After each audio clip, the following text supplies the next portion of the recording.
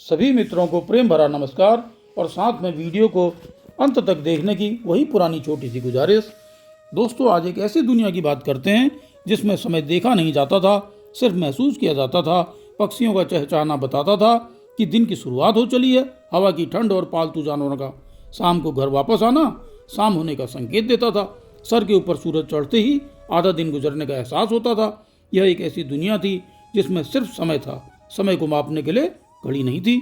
मंदिर की घंटी, गांव के ढोल, लंबी होती परछाई, प्रकृति के संदेश, यह उस दौर की घड़ियां थीं। समय को सुविधा के लिए प्रहर, मुहूर्त और काल 3 भागों में बांटा गया था। इस दुनिया में समय नापा नहीं बल्कि जिया जाता था।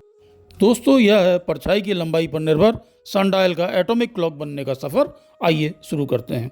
उस समय दीवारों पर घड़ियां नहीं टंगी होती थीं। आसमान इंसान की डायरी था। सूरज की किरण बताती थी दिन की शुरुआत हो चुकी है।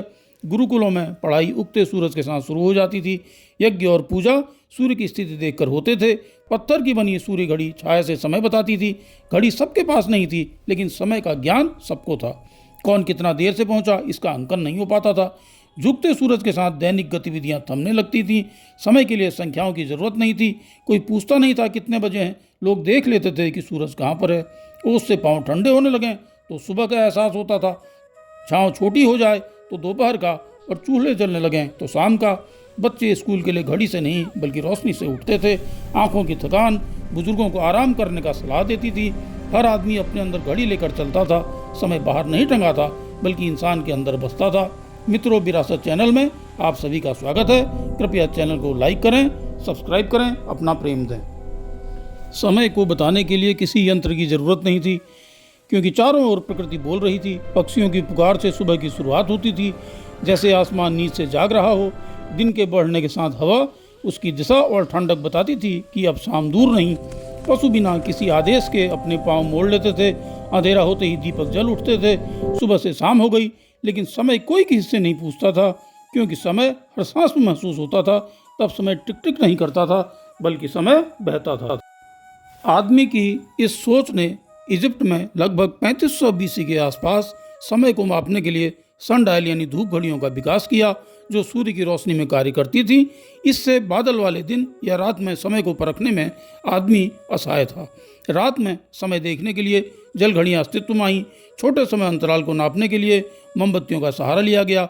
14वीं शताब्दी में यूरोप में पहली मैकेनिकल घड़ी बनी। 1450 के आसपास स्मार्ट पोर्टेबल क्लॉक बनी। इसके 60 साल के बाद पहली पॉकेट वॉच अस्तित्व में आई, यानी कि अब समय आदमी की जेब में आ चुका था। पॉकेट वॉच बन चुकी थी। सन 1656 के आसपास क्रिश्चियन हाइगन्स ने गैलीलियो के सिद्धांत का प्रयोग करते हुए पहली पेंडुलम क्लॉक बनाई, जिसकी एक्यूरेसी बेजोड़ थी। 17वीं शताब्दी में मिनट और सेकंड की सुइयां अस्तित्व में आई। 1840 के आसपास इलेक्ट्रिक घड़ियां बनने लगी थीं। क्वार्ट्ज क्लॉक 1927 में बनी।